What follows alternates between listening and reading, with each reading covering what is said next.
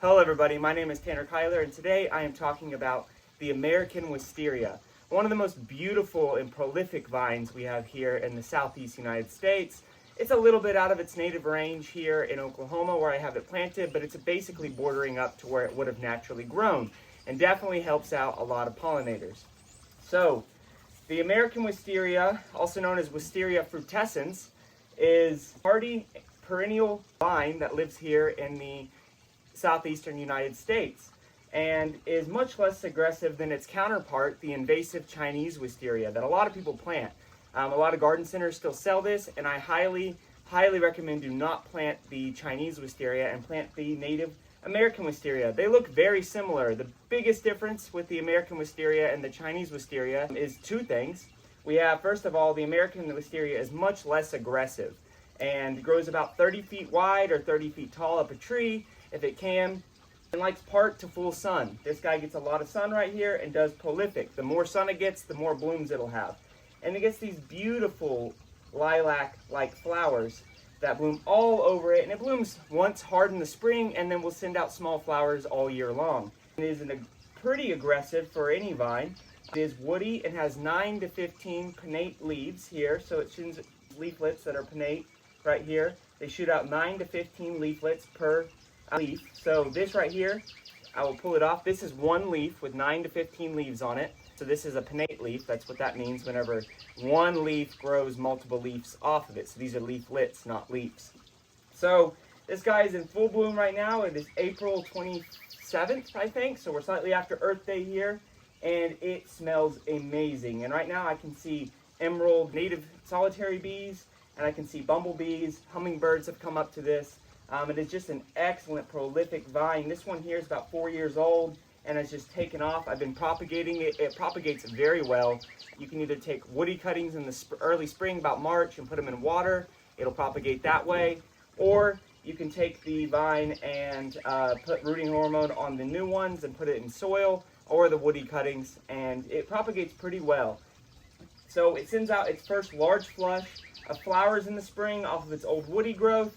And then after the flowers start, it starts to send out all these tendrils, which will climb and vine onto anything they can find to grow. And I'm actually going to train this one as a fence around this weeping cherry tree I have behind me. So the biggest difference between it and the Chinese one, other than the Chinese one is very invasive and is aggressive and will attack and destroy your trees, take down entire forests, especially down in warmer climates. This guy will leaf out first and then bloom. The Chinese wisteria blooms and then starts leafing out, similar to an oak. So what you'll notice as it has these large flowers here, these guys just started blooming. So it actually will get prettier over the next 2 weeks. There's a bunch of these fully opened ones, and these ones down at the bottom haven't even opened up yet. They prefer well-drained, slightly acidic soil, which is pretty common in the deep south. And here, right here on this bottom land here in Oklahoma, we have a lot of high pH soil, but right here it is slightly acidic, and it does amazing and has just these prolific blooms. It has other pollinators such as butterflies and bees.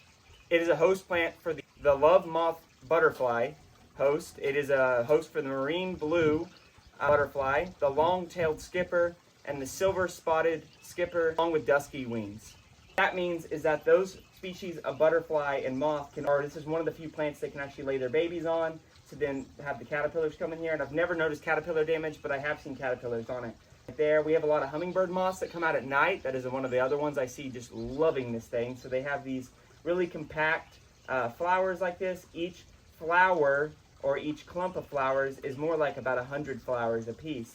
They're in the Propagation family, which means they're nitrogen fixers, which means they fix themselves nitrogen. They have a bacteria that lives on their roots that fix nitrogen for them, along with helping supply some nitrogen to others. And whenever it dies one day, it'll release a large quantity of nitrogen into the ground, giving that to a lot of different things. It is great for pergolas. I have it planted here on this post. I just keep it trimmed back from growing up too tall. But it's just an excellent flower for filling in space, or a vine to fill in space to cover pergolas or trellises. So I have some trellises that I'm putting out around here that are like archways. I'm just using hog panels and putting them upright, putting T-post on them, allowing them to grow up, and then they will one day cover the whole thing, making a beautiful archway. It can tolerate shade. Earlier I mentioned it likes partial sun to full sun. It can tolerate shade, but definitely will not bloom as much. Now, if you have multiple around, they will pollinate each other, and you'll get large bean pods that grow on them. that'll have large seeds in them, and they will spread. They're pretty easy to maintain if you do not want them spreading.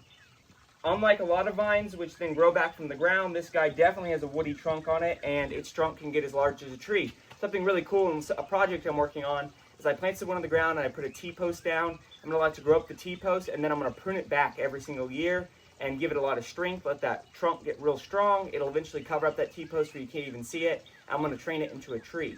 So you can train these into small trees, similar to red buds, and they are absolutely beautiful. So I'll throw a picture of that in there. One last tidbit of information, that it is toxic to humans and I believe pets, so don't consume it. I have dogs around here and they've never once tried to consume this plant, and it's been here for 4 years and we have 4 dogs. So never caused any issues with any of the dogs, and me personally, I've never tried to eat it. One cool thing is it sends out runners. What I do is these runners that grow along the ground, I set a log on top of their vine, and then they'll send roots down, and then I can dig that up and I'll have a whole clone of this plant here. So I think this is the Lavender Falls cultivar. So this is a cultivar here, but they're all very pretty. Right here is, I think, a skipper. There's a little butterfly right here. See if I can make him fly. There he goes. So awesome pollinator plant, and smells amazing. I'd say smells similar to well, it smells like a wisteria, but it smells maybe something like a lilac. It's a very strong floral scent.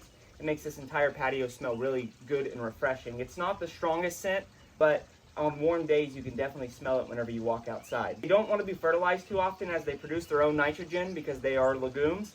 If you fertilize them too much, that'll stump their blooms and cause them to just grow out of control. And so if you want a lot of blooms, do not fertilize this plant too much. Other than that, very easy to care for. I don't water this thing very often, and it's just really prolific. You make sure it gets established, but I highly recommend the American Wisteria. Always plant the American Wisteria if you're here in North America, and not the Chinese Wisteria, as this benefits a lot of our native plants. It does, or a lot of our native insects. It doesn't spread out of control like the Chinese Wisteria will. It's not invasive, and it's just a beauty to see in the garden and in your landscapings. But that's about it for today. I hope you enjoyed this video. Make sure to comment if you have any questions or concerns with this video. Make sure to hit subscribe to help promote this channel. You know, I do all this to help promote these native plants, to help promote native landscaping, and to make the world a more ecologically diverse and biodiverse place. I try to restore as much land as I can and teach you guys along with it, to get you guys to do the same. And the more people I have helping me, the better the world will be, the more pollinators there will be, and it'll help the decline of our positive native insects like our solitary bees and butterflies. With that, I hope you have a great rest of your day, and we'll see you next time.